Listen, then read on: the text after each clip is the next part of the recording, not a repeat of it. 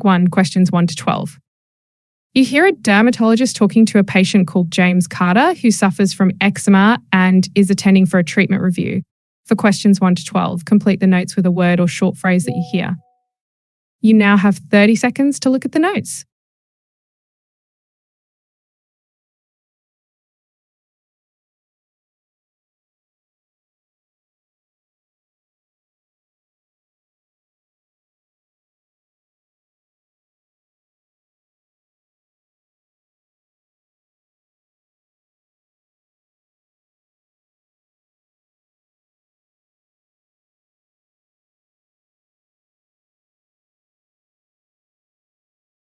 Now, Mr. Carter, I understand your GP has referred you to me so that we can review the treatments you're using for your eczema.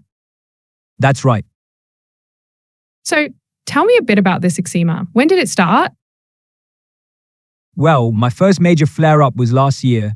My family and I had just returned from a relaxing beach holiday where we spent a lot of time enjoying the sun, swimming, and eating out at restaurants. We had a wonderful time, but it wasn't long after we got back home that I started feeling a sharp, intense pain in my foot.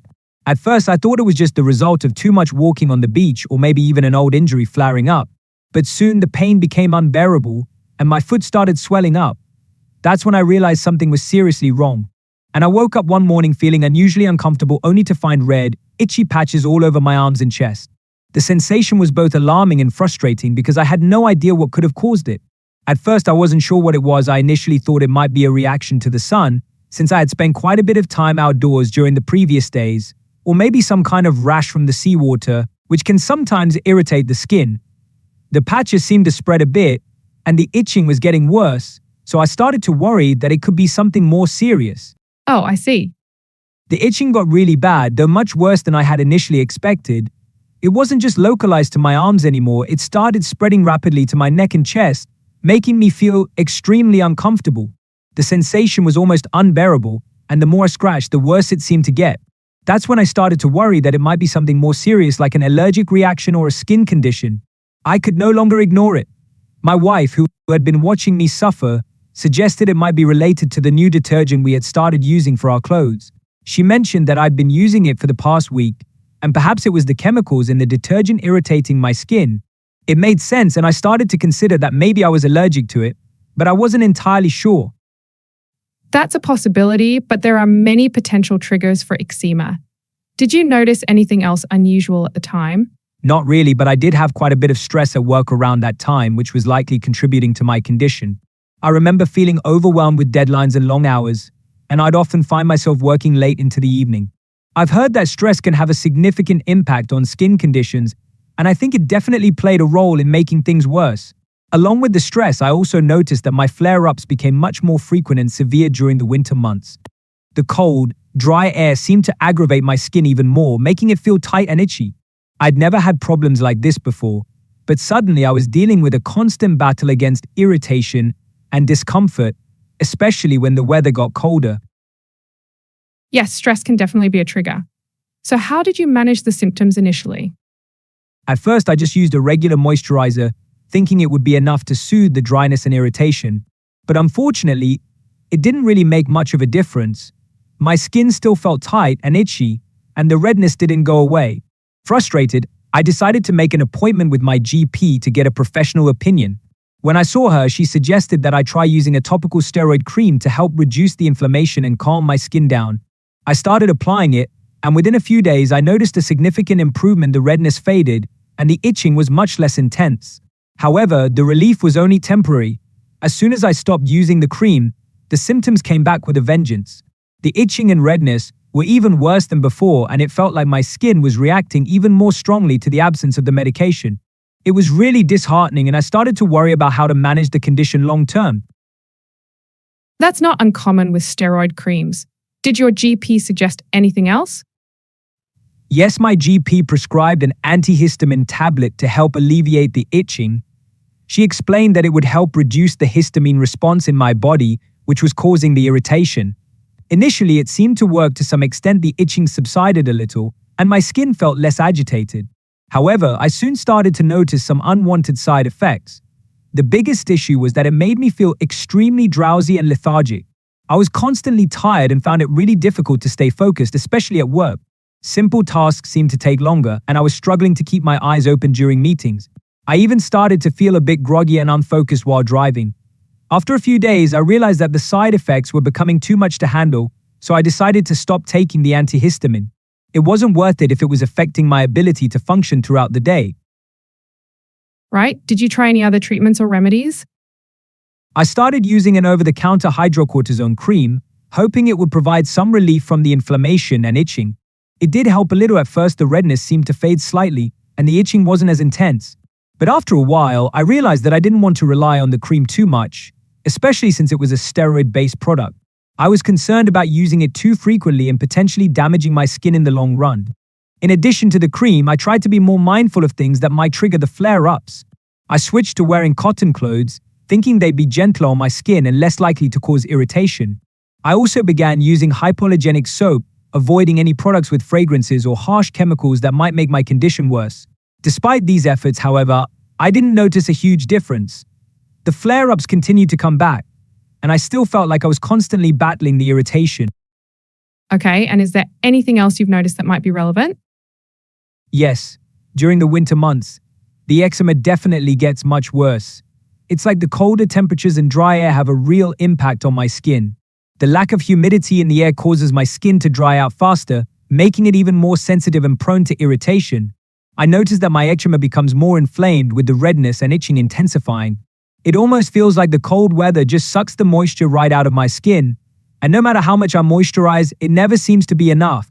The skin feels tight and uncomfortable, and sometimes it even cracks and bleeds from the dryness. Winter always seems to bring a wave of flare-ups, making it really hard to get any relief, and I dread the thought of dealing with this for months at a time. That's quite typical with eczema. This condition often presents with flare-ups and symptoms such as dryness, redness, itching, and irritation. It's important to address both the immediate symptoms and the underlying factors to prevent recurrence. Let's take a closer look at your skin to assess the severity of your condition and any specific triggers or contributing factors. After that, we can discuss a more suitable long-term management plan tailored to your needs. This plan may include moisturizers, topical treatments, lifestyle adjustments, and strategies to avoid triggers, ensuring better control and improved quality of life. Thank you. I'd really appreciate that. No problem. Let's see what we can do. Extract 2, questions 13 to 24. You hear a doctor talking to a patient called Maria Thompson, a patient managing asthma. For questions 13 to 24, complete the notes with a word or short phrase that you hear. You now have 30 seconds to look at the notes.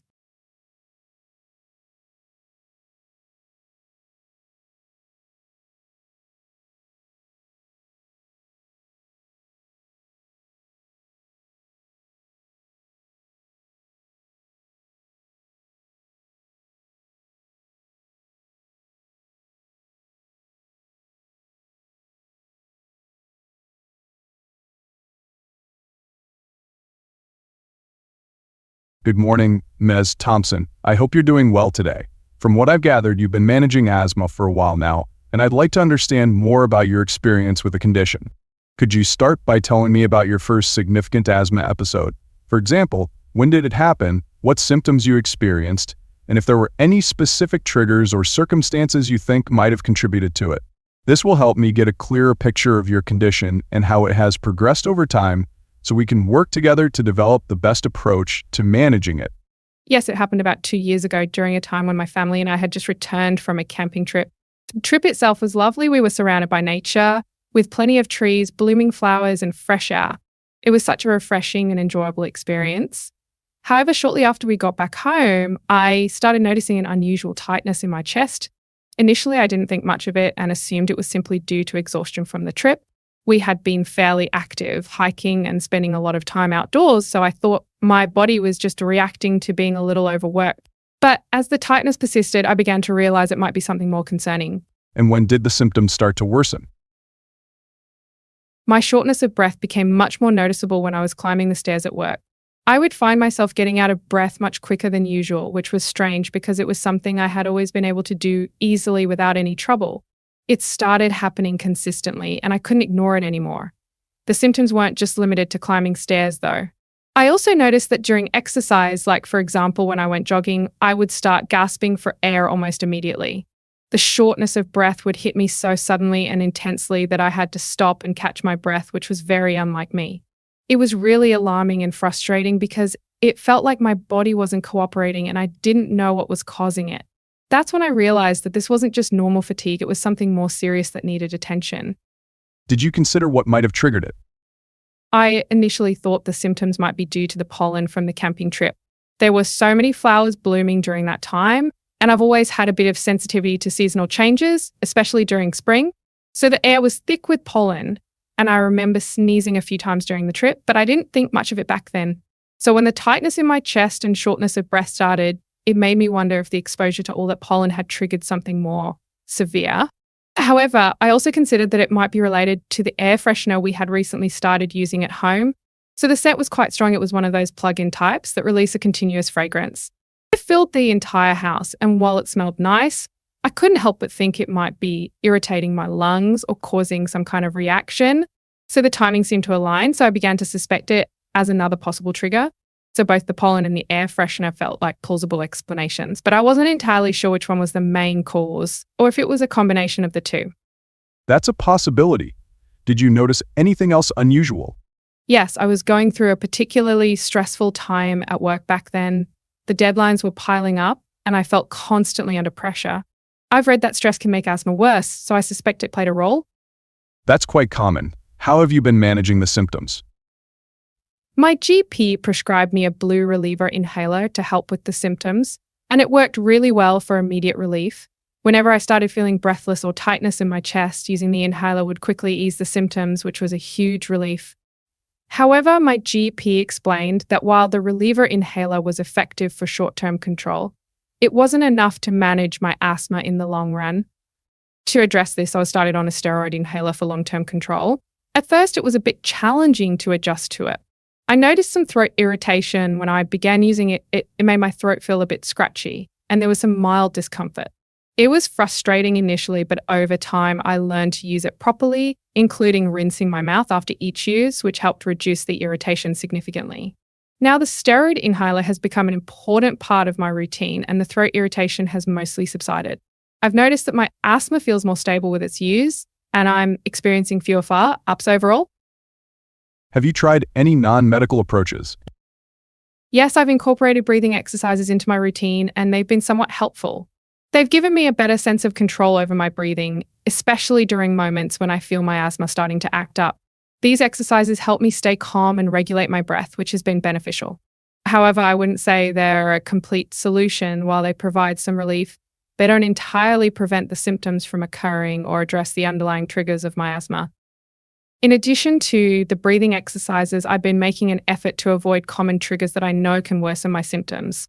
For instance, I try to minimize exposure to pets, as their dander can be a trigger for me, and also taken steps to reduce dust in my living environment by cleaning more frequently and using hypoallergenic covers for bedding. These changes have made a noticeable difference. Although my symptoms haven't completely disappeared, I've experienced some improvement and the flare-ups aren't as frequent as before. It's an ongoing process, but I feel like these adjustments are helping me manage my asthma better. That's a really good approach, and it's great to hear you're taking proactive steps to manage your asthma. To make your inhaler use even more effective and reduce the throat irritation you mentioned, I'd recommend using a spacer. A spacer is a simple attachment for your inhaler that helps deliver the medication more efficiently to your lungs. By using it, you can ensure that less of the medication settles in your mouth and throat, which should help minimize irritation. It's an easy adjustment that can make a big difference in both the effectiveness of your treatment and your overall comfort. In addition, I'd suggest keeping a symptom log. This involves tracking your asthma symptoms daily, noting when they occur, their severity, and any possible triggers you might have encountered. For instance, you could include details about activities, environmental factors like pollen or dust exposure, or even emotional states like stress. Over time, this log can help identify patterns or triggers that might not be immediately obvious. It's a useful tool for understanding what exacerbates your asthma and can also provide valuable information to your doctor for tailoring your treatment plan further. Combining these strategies can help you manage your asthma more effectively and improve your quality of life. So that sounds like a great idea. Thank you.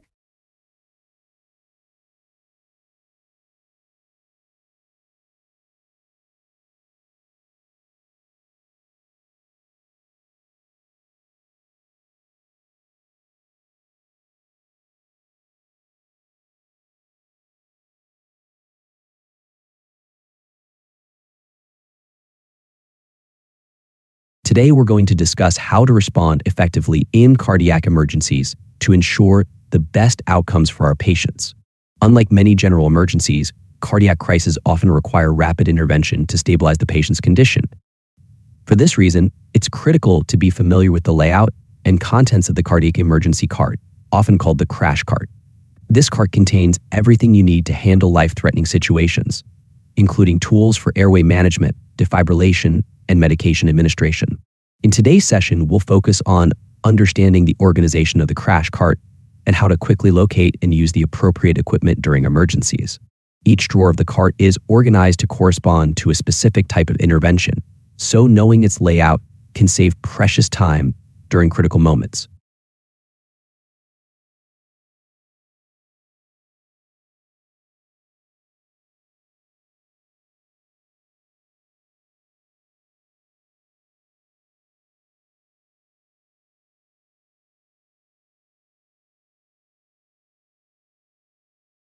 Good morning, everyone. Today we're going to discuss how effective communication can significantly improve patient outcomes. One of the biggest challenges we face as healthcare professionals is overcoming barriers to clear communication. These might include language differences, medical jargon, or even the stress and anxiety a patient might feel during a consultation. Throughout this lecture, we'll examine common obstacles to understanding and explore strategies to address them effectively. Whether it's through active listening, avoiding medical jargon, or using visual aids, breaking down these barriers is crucial to building trust and ensuring patients feel heard.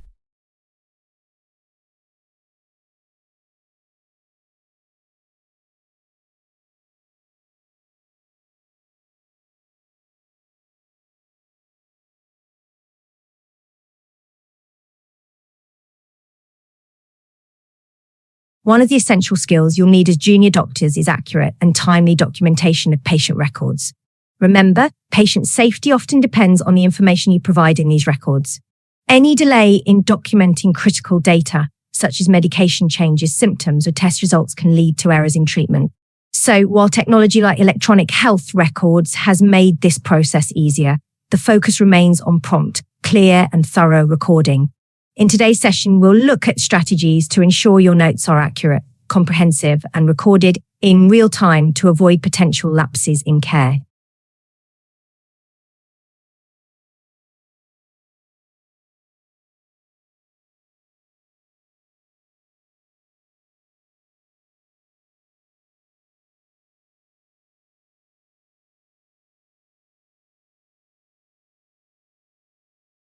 In today's session, we'll be focusing on arrhythmias, specifically how to differentiate between the various types you might encounter in practice. It's critical to recognize whether an arrhythmia is life-threatening or benign, as this guides immediate and long-term management. We'll cover atrial fibrillation, ventricular tachycardia, and supraventricular tachycardia in detail. By the end of the session, you should be able to identify these arrhythmias on an ECG and understand the first steps for treatment in an emergency setting.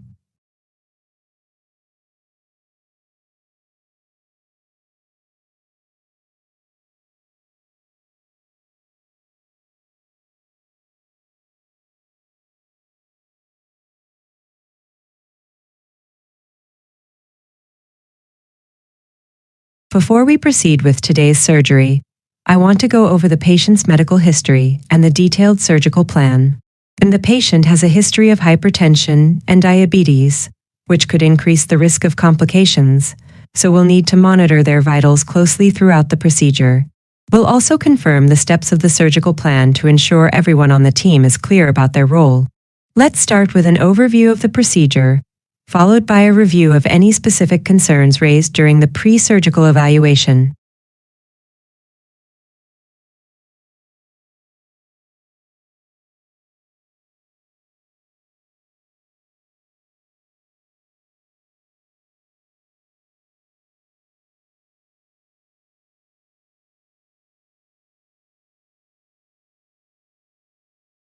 Good afternoon, everyone. Today we're going to focus on finding the right balance between diet and physical activity when managing weight. It's not just about cutting calories, it's about ensuring your body gets the nutrients it needs while staying active. While exercise plays a crucial role in burning calories and boosting metabolism, The foods you eat determine how much energy you have for those activities. We'll discuss how to create a balanced meal plan that supports your weight goals and complements your exercise routine.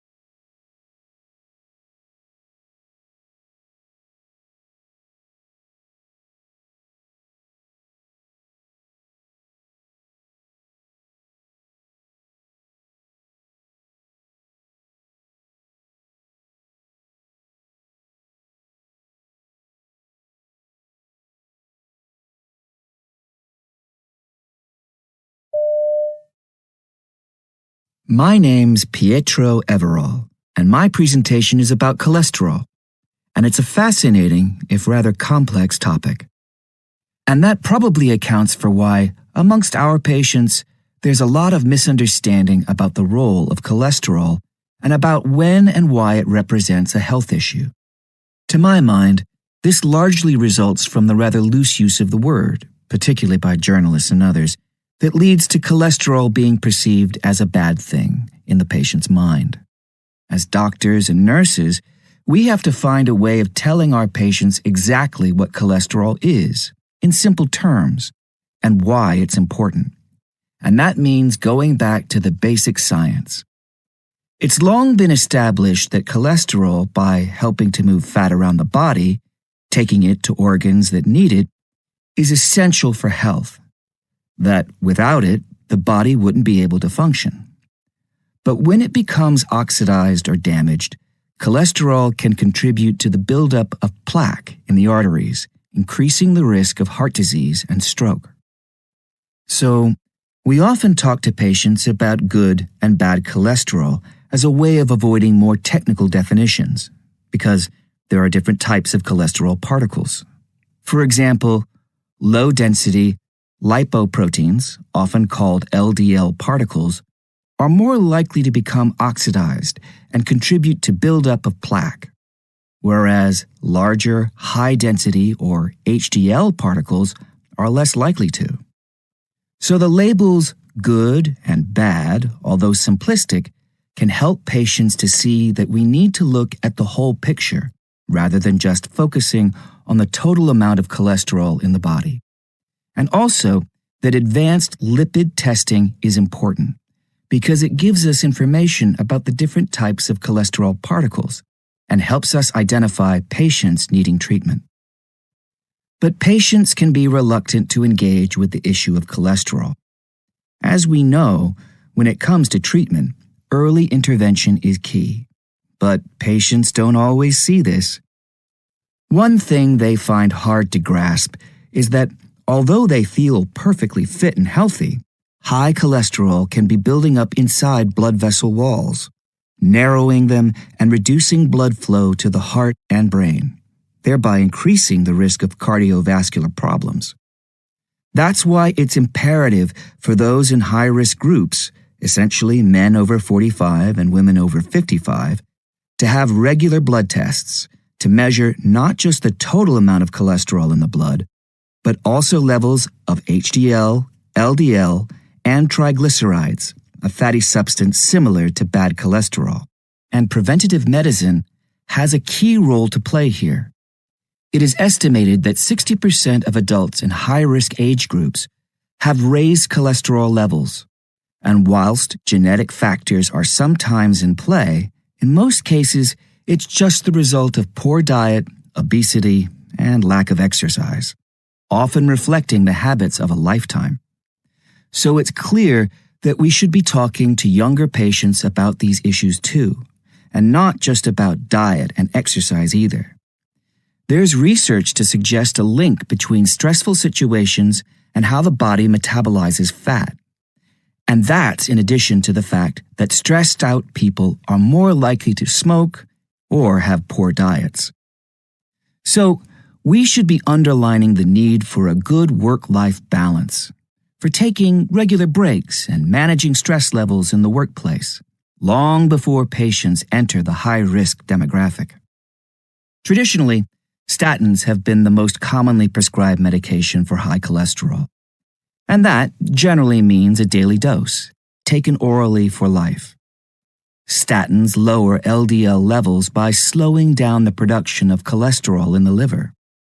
But a new drug called inclisiran works in a different way, targeting a gene that produces the protein PCSK9 to encourage the liver to absorb more bad cholesterol from the blood and break it down. As well as only requiring twice-yearly injections, making it much more convenient, the drug has fewer side effects, which, with statins, can include headaches and digestive problems, and studies show that treatment can reduce cholesterol by up to 50% in as little as 2 weeks. The drug's an example of what's called gene silencing. This is a unique mechanism that aims to disrupt the delivery of messages sent out by a gene that can cause illness. In the case of cholesterol, of the protein PCSK9. It doesn't touch the gene itself, an idea about which people do get nervous, and it bears no relation to things like gene editing, which also gets a bad press. The first such medication was a drug called Partizan. That was licensed in 2019 to treat amyloidosis, and work is continuing on similar drugs that could treat things like Huntington's disease and preeclampsia. So, in rolling out these injections to control cholesterol, we should be looking at the future of how all disease will be treated.